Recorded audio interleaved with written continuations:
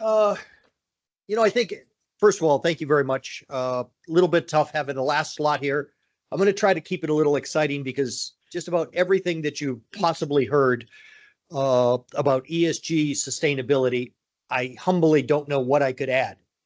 But I'd like to give you a little bit of what's possible. So first, a little bit of my bona fides, or how did I get here? I've been part of the journey. I've been part of the journey of. I guess I'm a former veteran, investment banker, and I was very fortunate 28 years ago to found a little business that we're going to just share a little bit of our journey in the Philippines. So classic two people in a garage, and we thought about what's possible. So again, this isn't a commercial, but I am going to get into how we ended up getting into impact. But I'd like to first say, besides, Marcy, actually, LexisNexis was our first client 28 years ago. In addition, the NGO panel, actually, it struck me that at the end of the day, there's so many different labels we use. We are really driving towards smart business. And I think all of us really need to think in new, innovative ways, entrepreneurial ways, on how we're helping our own organizations on that journey. So some of this, I'm going to show you how a small vendor from the Philippines eventually got into impact and tried to be part of that journey. So I hope not to bore you on my last run here of the day. Humbly speaking, we started to, I hope everybody can hear me. I'm a loud person. I don't know if the UK is accepting applications for to become a colony again, but we will be submitting that later. So that's the only political statement I'm going to make. But the point of this isn't a commercial. We started as a vendor, and on our journey, we started 28 years ago, about whatever that last global financial crisis was, GCC. We took a step back and said, the core of our business is we help people with better decisions. Hopefully, sometimes they do it, sometimes they don't. But we said, could we apply that to back then sustainability or carbon accounting, or basically helping people on a journey? So that was our first journey about 18 years ago. We started leaning into products and services. Everybody in this room, can I just show raise a hands? Has anybody filed with CDP? Use CDP services? I see one. Oh my goodness, two. Okay. CDP's back office and scoring for 9 years was managed by us. All of those data points were actually sent to the Philippines and scored by our engineers. So many years ago, as they were getting their act together, we started providing that service. And on that journey, we found out we could help people on their journey with these decisioning. In some shape or fashion, 30% of the clothes in your closet, we manage the databases for heavy metals and illegal dyes that cover 30% of the globe's apparel. So I'm just giving, as like, how did a vendor in the middle of the Pacific Ocean, some people would say the China Sea, but start to be able to have an impact? And through those journeys, we basically started to provide more and more services to NGOs, developmental opportunities. Today, our business is half still delivering efficiency business services to some of the large global players, and half developmental environmental services. So on this journey, all of us are being driven by these mega trends. And I think enough has been spoken about as far as, the technological advancements of AI, social, cultural, economic shifts, environment, culture, political, economic. What my point I'd like to bring to this discussion is disruption. We're all facing an astronomical amount of disruption in our business models, in our political systems. For whatever reason, there's just a time in history that this is all being brought to a head. ESG, sustainability, resiliency, these are all terms that we're just having to put labels on to the fact that a lot of structures are changing underneath us.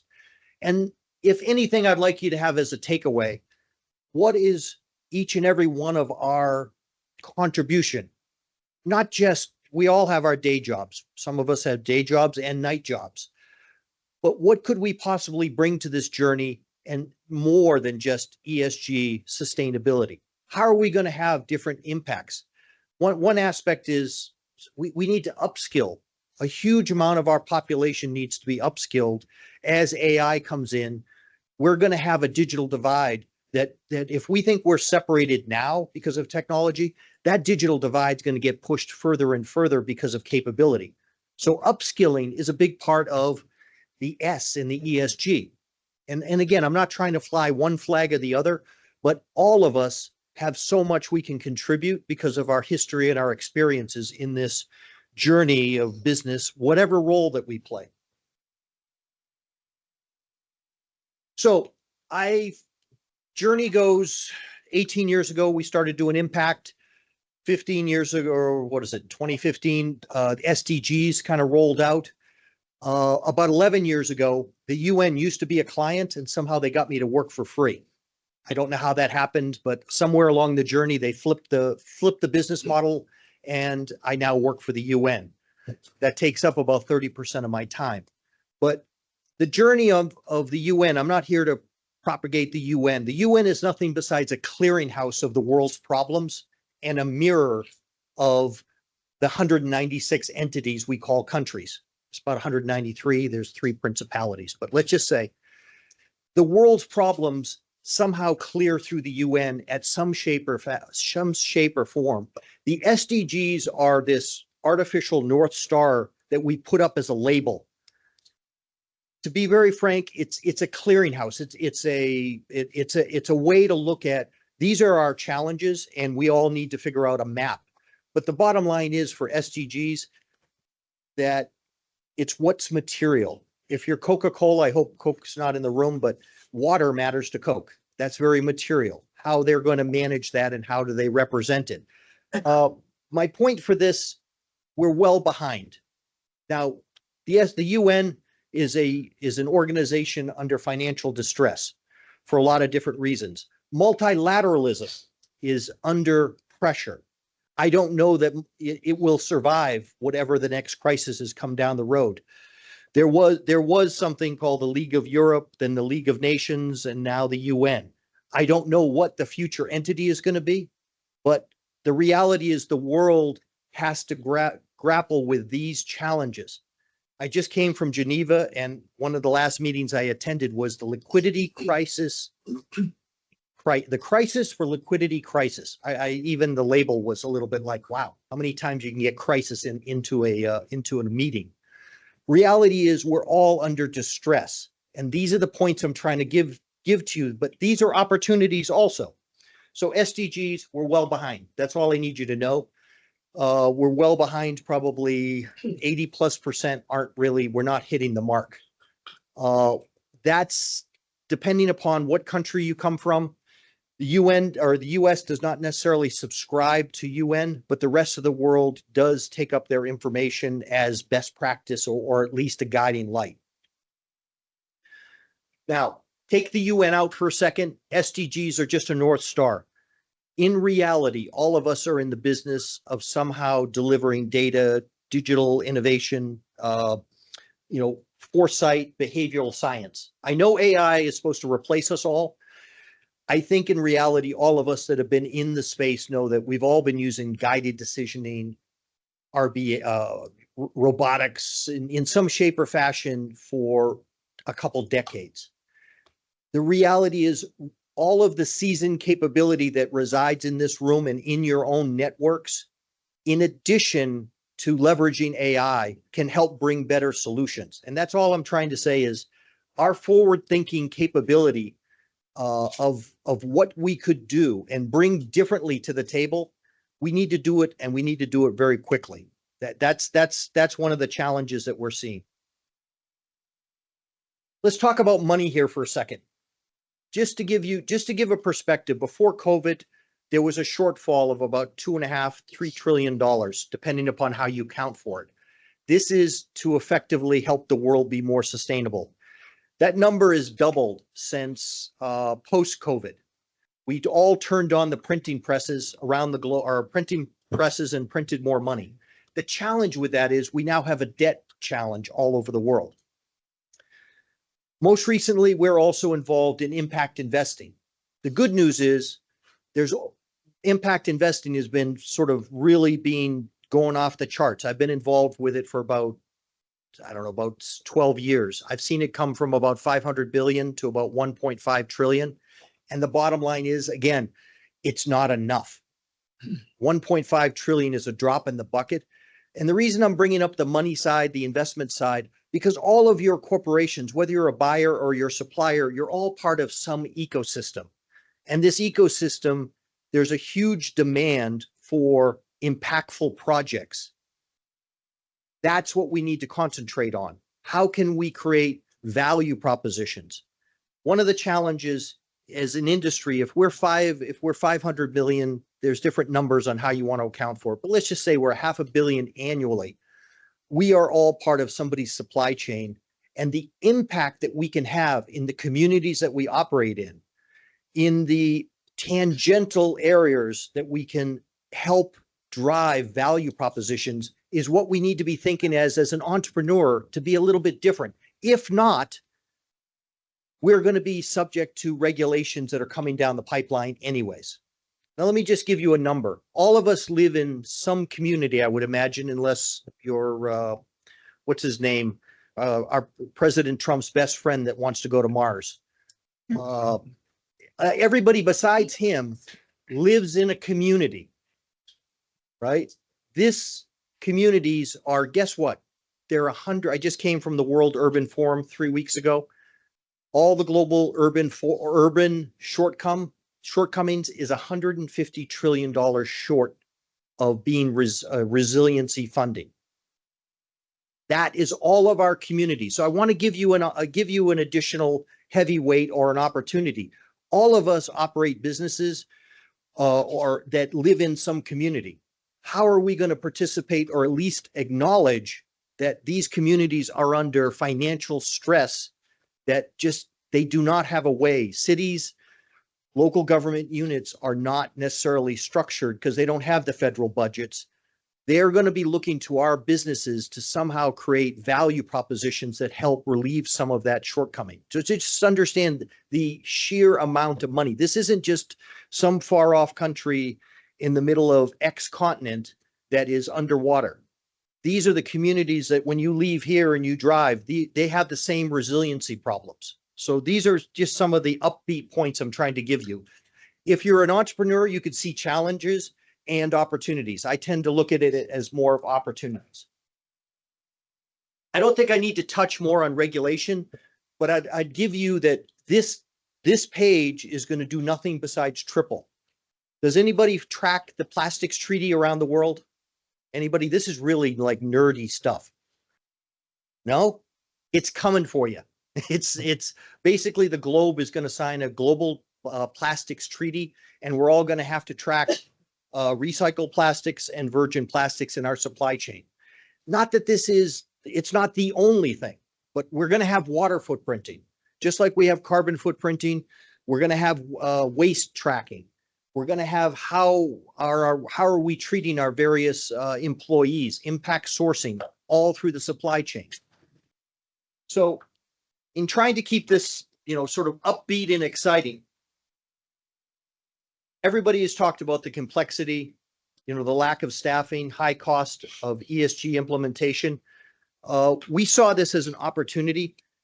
So besides, and again, this isn't a commercial. I just want you to maybe go away and tip the model upside down in your head of how can you potentially turn it into a value proposition for your corporation, your entity, your supplier, or if you're acting as a consultant. This is probably the biggest change besides AI. This is probably the biggest change society has faced since we moved from, effectively water paddle wheels to a steam engine. This is a huge deal. ESG is just the reporting. This is just the first step of how we're going to change our business models. So more and more enterprises, while they're struggling, they're going to need partners. They're going to need more of these type of So I like the Marcy's point of, a safe space to have a conversation, and that there's a lot of interesting things going on out there, and we can all learn from each other.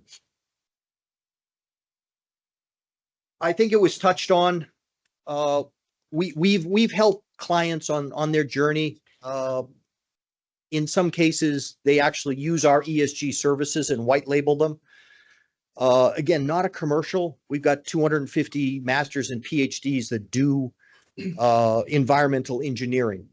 Not because, first we thought it was a good idea, but the reality is hardly anybody wants to hire a bunch of PhDs, but they need the science-based targets. So how can you bridge the gap?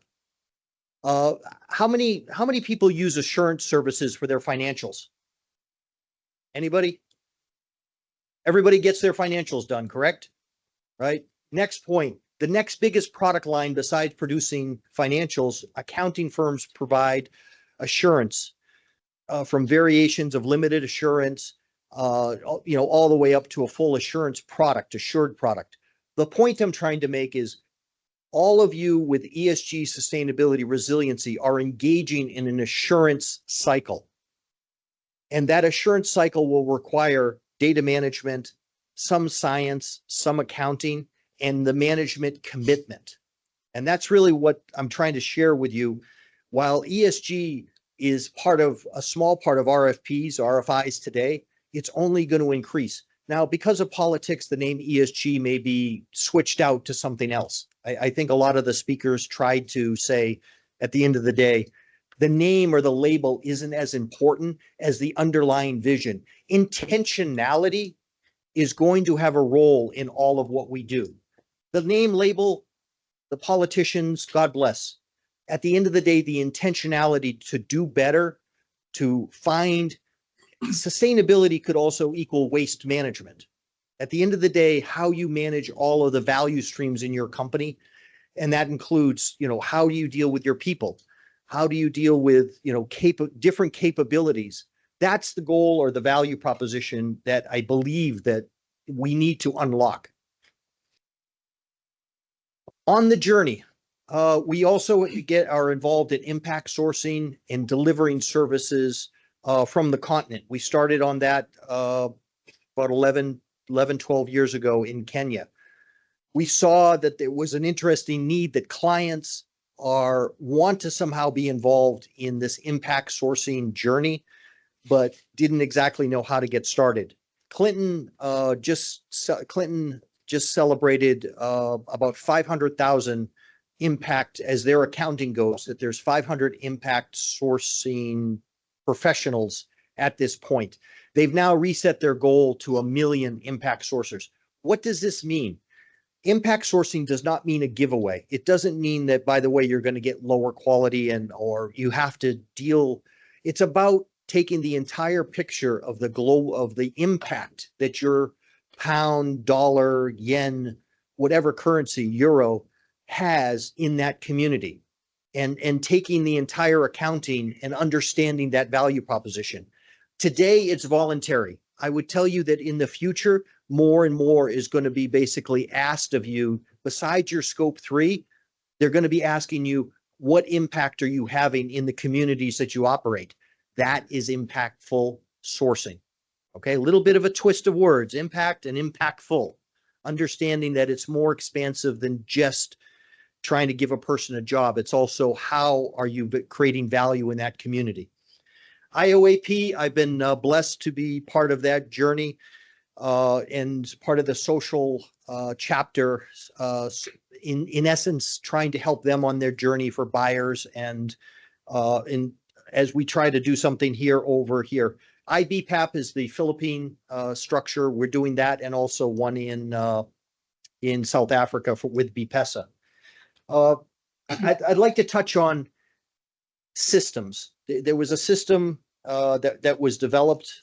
Alistair basically is trying to put up this organization to account for the standards for is it Formiga is the right pronunciation. In all of our experience, I will tell you that there will never be one tool just every industry does this. But there needs to be a standard that we can look towards so that we're not tripping over ourselves again and again trying to recreate the wheel. Some clients or buyers will say, by the way, I want 10% more, or my materiality leans to this. But if you don't have a place to start from, it's bloody exhausting. It's just everybody creates the next wheel. I won't throw Microsoft under the bus, but man, they've got an endless list. But there's hardly anybody else besides them that wants their specific information. We need to help the vendors that don't understand this to understand how they can position themselves on the journey. Everest Group has leaned in as a great impact provider and a voice, and I believe that we need to help them with more stories. Each and every one of you, I believe, is actually doing more positive, impactful things. How do we get a venue? How do we partner with GSA that maybe we have a contest or something that grabs some of these great ideas and highlight them so that others can learn from it? I really think as an organization, we can do better of communicating some of the interesting things and also some of the failures, right? In a safe place, we could say, hey, we tried this, didn't work out so well, but this is what we learned. That's almost as much value as all the successes. Now, I was asked to keep it short because it's end of the day. Obviously, I don't know, maybe it's not obvious, but I myself and my partner were the crazy entrepreneurs that put this up 28 years ago. We've been very blessed to be part of this journey and also to try to lean in and be impactful. We're still learning. Lots of shortcomings, lots of, how can we readjust? I could tell you that as a business, there's not that many businesses that set out to be truly that we deliver impact and still not be an NGO. So with that, I'd just like to leave it to you with, I believe it's the time for suppliers, clients to reimagine how we deliver services. Let us figure out a way to work together. And if that means, close the doors, let's have a session, maybe not tonight. But what could we do differently? I've been to a lot of these in 18 years. I've been to a heck of a lot of them at the UN. But now is the time, I think, for all of us as business people to be more entrepreneurial and take some risks and say, could we push the edges out here to be more impactful? So with that, I just want to say thank you very much. It's great to be here. We've had an operation here in the UK for 16 years. We developed some of our clean chain software. Again, not a commercial, but providing visibility for supply chains is impactful. So for us, we tried to find niches that we could help people with better decisions. Each and every one of you has some superpower that you can figure out how to deliver more impact, whatever your role in society is. So thank you very much.